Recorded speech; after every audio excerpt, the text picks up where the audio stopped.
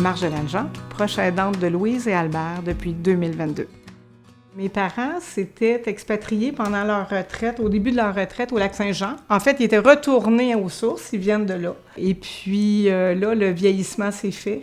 Là, mon père est rendu à 85 ans, ma mère 83, avec de graves problèmes de santé. Ils ont habité quand même pas mal d'années autour de... Ils étaient à Repentigny. Là, on les a ramenés par ici parce que nous, le reste de la famille, le noyau, on est autour ici, là.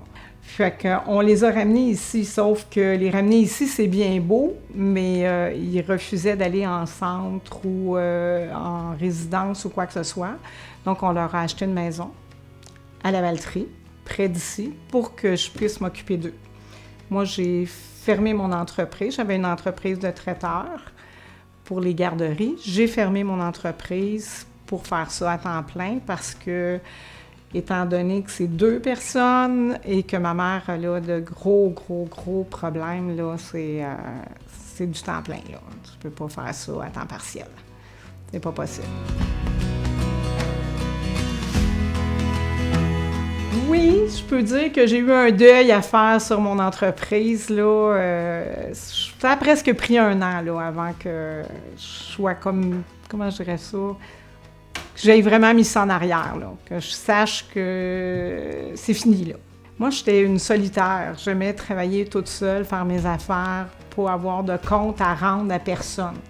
Là, je suis rendue que j'ai des comptes à rendre, puis je trouve ça difficile. Je trouve ça très difficile d'avoir perdu ma liberté. Actuellement, c'est plus lourd. Habituellement, c'est un petit peu moins pire, mais je fais toutes les tâches de la maison parce que ma mère n'est plus capable. Ma mère, elle est Alzheimer, Parkinson, démence à corps de Lewy. Elle ne voit plus beaucoup, elle est diabétique, alors elle a de très gros problèmes de santé. Mon père refuse de la mettre en centre. Son Alzheimer n'est pas assez avancé pour ça, là. On trouve qu'elle est encore viable, donc, mais par contre, elle n'est plus capable de faire de tâches dans la maison. Donc, tout ce qui est tâches de la maison, que ce soit de laver les draps, comme j'ai fait ce matin, il y avait un beau vent, j'ai dit « Ah, on va laver les draps, maman, ça va sentir bon ce soir », jusqu'à les commissions, la cuisine, tout nettoyer la maison, que ce soit le frigo, c'est vraiment une deuxième maison à entretenir, plus le côté médical, parce que mes parents avaient tendance à oublier leur médication. Fait que là, je suis présente pour les médicaments du matin, du midi, du souper, du coucher, 4 fois par jour, là. Ça fait partie aussi de la tâche. Là, jusqu'à là, j'avais pas de répit, pas d'aide. La semaine dernière, on a eu une rencontre super positive avec le CLSC qui nous offre un petit peu d'heures. Mais en ce moment, on a un chèque d'1 million avec rien dans le compte de banque. Parce que ils ont pas d'aidants, ils n'ont pas de personnes qualifiées pour nous aider de disponibles. Dès que ça va débloquer, on va avoir des heures d'aide par semaine qui vont un peu alléger ma tâche, là. Ça va déjà être un gros plus. En fait, nous, on est des amoureux de la nature. Le mois de juin, c'est mon mois de ressourcement où je pars tout le mois. Puis ça, c'était entendu avec ma famille. Cette année, ça n'a pas bien été. Quand je suis revenue, ma mère était très malade. J'ai resté un peu coupable, je me suis sentie coupable, mais en même temps, je me suis dit, je ne suis pas responsable de tout, là. Faut que j'en fasse mon deuil, je ne peux pas tout faire, c'est impossible. Puis là, début octobre, c'est ma semaine de chasse habituellement. J'ai comme un petit espoir là, qui est une prise là, une prise en charge d'ici là, puis que je puisse partir de la tête tranquille. Là, j'aimerais bien. Puis l'autre rêve, comme je disais tout à l'heure, c'est cette année, on aurait une occasion d'aller en Guadeloupe au mois de novembre. J'aimerais beaucoup, là, ça serait un beau petit rêve. Là. Okay. Ce serait mon premier voyage dans le sud. Tout premier à vie? Oui, monsieur. Oh, va croiser les doigts que tout va fonctionner, mon Dieu, je vous le souhaite encore plus de tout cœur. Oui, c'est ça, c'est ça, c'est ça. Ok, vous avez dit 11, ça c'est... Avec mon conjoint, évidemment. Avec mon conjoint, là. Ça finirait bien notre 40e année de mariage. En patin à roulette à la Roulatec de Repentigny. Ça va prendre plus de détails, là! Et le jour de la Saint-Valentin. En plus! Oui. Ouais. Ça, c'est drôle. C'est très drôle. J'allais le samedi soir, il y avait des soirées de patin et danse, patin-danse qu'il appelait. Et puis, il est venu m'inviter. Et de fil en aiguille, moi, je faisais beaucoup de ski de fond à l'époque. Lui, il était un grand sportif. Il était même entraîneur. Puis, bon... Alors, on a commencé à faire du ski ensemble, puis on s'est laissé 2 ans et demi, le temps que j'étais au cégep, à un moment donné. Puis on est revenus ensemble là, à mon retour, puis depuis ce temps-là. Ça tient le coup depuis Ça tient le coup, ça tient le coup. Ah oui, Michel, c'est un rock. C'est un rock, c'est... la personne la plus intègre, la plus honnête que vous pouvez voir sur Terre, là, c'est vraiment un rock, là. C'est quelqu'un de vraiment plus que bien. Tu sais, c'est lourd parce que avant, quand j'avais mon entreprise, j'avais toutes sortes de choses à apporter différentes. Surtout que, bon, on aime tous les deux beaucoup, beaucoup les enfants. Fait que j'avais tout le côté, quand j'allais livrer, ma journée de livraison, j'avais plein d'anecdotes à raconter. Là, c'est plus lourd parce que c'est des anecdotes de maladie, là. C'est moins le fun un petit peu, là. Mais une chance, là, il est là. Puis Michel, il est toujours flegmatique. Ça n'a pas bien été aujourd'hui, demain, ça va aller mieux. C'est pas toujours facile parce que mon père, il est vieillissant. Puis en vieillissant, il est devenu émotif. Puis il joue avec ça. Très, très manipulateur. Puis il va faire une petite manipulation, les petits yeux dans l'eau. Puis ce que tu me dis, ça me fait de la peine. Mais toi, ce que tu m'as dit, moi... Mais en même temps, oui, il faut considérer qu'il est vieillissant. Donc, on n'a pas... ça rentre en ligne de compte, là, tu sais. On dit pas tout ce qu'il y a à dire, là. On ronge notre frein. L'idée était que j'allais aider mes parents 2-3 jours semaine, puis que je me prenais un emploi à temps partiel, puis bon, qu'on s'enlignait comme ça. Finalement, tout a déboulé, puis je me suis retrouvée comme dans un engrenage où c'est du temps plein, là. Je peux pas me prendre un emploi à temps partiel, j'ai pas le temps. J'ai pas le temps d'avoir le temps. Mes frères, par contre, eux autres, c'est normal. Ils ont des emplois à temps plein. Ils ont des familles. Tu sais, eux autres aussi sont grands-parents comme nous autres. Puis ils donnent ce qu'ils peuvent donner. Tu sais, quand on a eu les inondations, nous, on a été touchés, on s'en est bien sortis, mon mari et moi, mais mes parents ont eu 3 pouces d'eau à grandeur de la maison.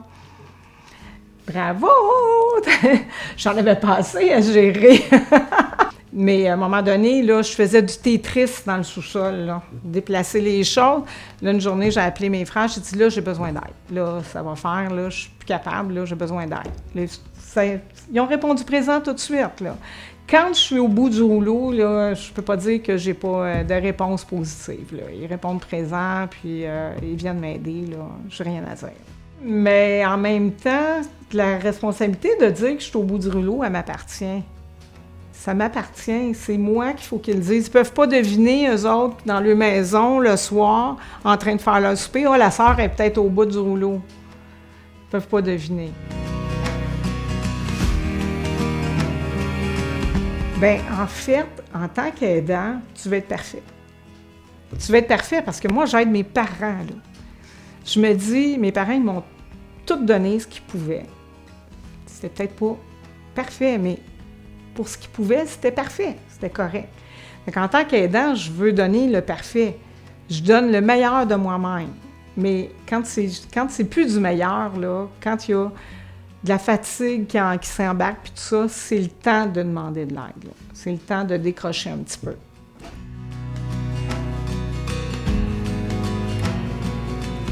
l'hiver passé, mon père a été 1 mois hospitalisé, puis on pensait bien de le perdre, là. Ça a passé à 2 cheveux, là. Puis là, pendant ces semaines-là, moi, j'étais toute seule avec ma mère, que je la voyais avec, dès évidemment qu'elle a des stress, sa maladie rentre encore en ligne de compte, là. Ça a été quelque chose, là.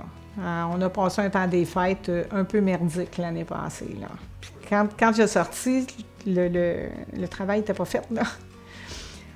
On a eu de l'aide là, ça a été demandé au mois de janvier.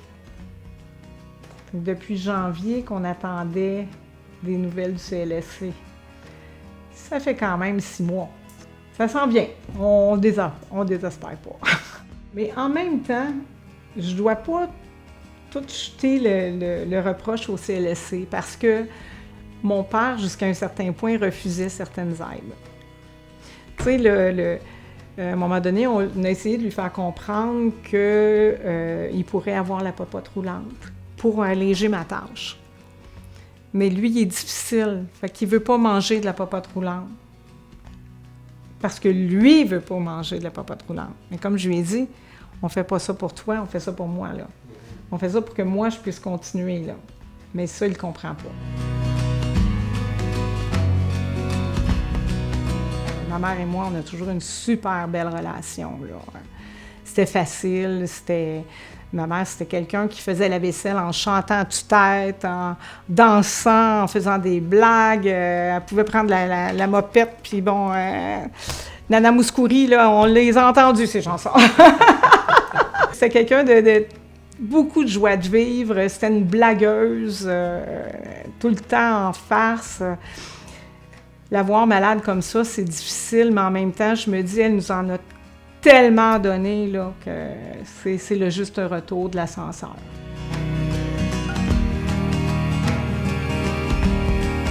Oui, bien pour l'instant, maman l'Alzheimer, elle a été diagnostiquée et mise sous médication assez rapidement. Et le médecin qui la suivait au Lac-Saint-Jean, ça a l'air drôle à dire, était une spécialiste qui était allumée. C'était une jeune médecin et elle l'a mis rapidement sous médication, puis ça l'a retardé beaucoup la maladie. Là, on voit, depuis à peu près 6 mois, là, on voit qu'il y a une bonne progression. Là, on n'est plus au stade de base, on est de modéré à lourd. Là. On est entre les deux, là. Donc, on a augmenté beaucoup dans les grammes. La maladie de mon père, au mois de décembre, là, ça a été un bon élément déclencheur. Là. Où, là, mon père, lui, on voit qu'il commence à avoir une petite sénilité, mais là, il a 85 ans. Là, on va faire la part des choses, là, quand même. Mais sinon, il est encore pas mal tout là.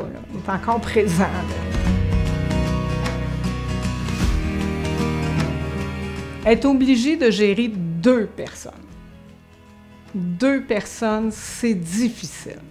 C'est difficile parce que il y a beaucoup de rendez-vous médicaux, il y a beaucoup de suivi à faire, puis tout ça.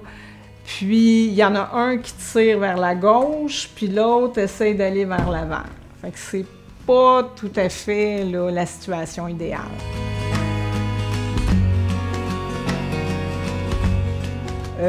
Non, j'ai appris à me dire que je faisais tout ce que je pouvais, donc c'était valable. Puis, par rapport à mon conjoint, peut-être dans les dernières semaines, là, depuis qu'on est de retour de vacances, ça a été difficile. Là, on parle du 7 jours sur 7 pratiquement depuis presque 3 mois. Là. Ça a été quand même un peu plus difficile, mais en même temps, on essaye de garder l'humour présent, puis on essaye de se dire, bon, ben c'est une étape, on verra après. C'est une question de perspective, une question de tempérament. Là. J'ai toujours... Michel, lui, comme je disais, c'est le flegme. Ça peut pas être plus flegmatique que ça. Tu peux pas, je vous le jure, ils ont cherché la définition puis ils ont marqué Michel Ricard. Flegme. Allez voir cette personne-là, vous allez savoir c'est quoi. Il est parfait. Moi, je vois ma mère qui est dépérie. Je vois mon père qui refuse, qui est comme l'autruche, qui se met la tête dans le sable, qui refuse de voir ça. Et je me dis, le jour où maman pourra plus rester à la maison, je ne sais pas qu'est-ce qu'on va faire avec mon père. Je ne sais pas qu'est-ce qui va se passer. Parce qu'il refuse, pour lui, c'est impossible qu'il s'en aille dans un centre. Et il refuse ça à 100%. Il ne peut pas vivre seul, ça c'est sûr.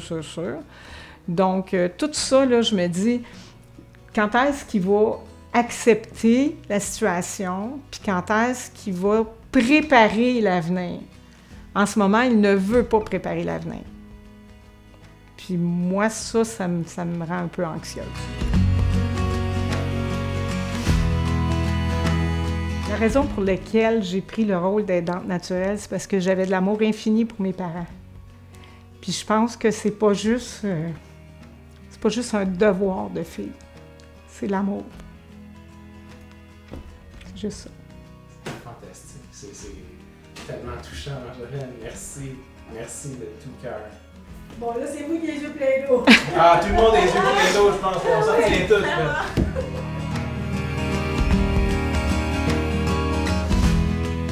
Puis moi, l'humour, j'en ai toujours eu. En fait, c'est de ma mère que ça vient.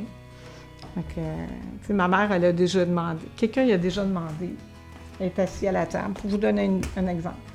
Elle plie les sous-vêtements de mon plus jeune frère, puis elle plie les sous-vêtements de mon père. Ils sont pareils. Ils sont identiques. Puis là, elle les plie. Là, il y a quelqu'un qui dit « Oui, mais Louise, comment tu fais pour les reconnaître? » Elle regarde la personne très sérieusement, puis elle dit « Je les sens. »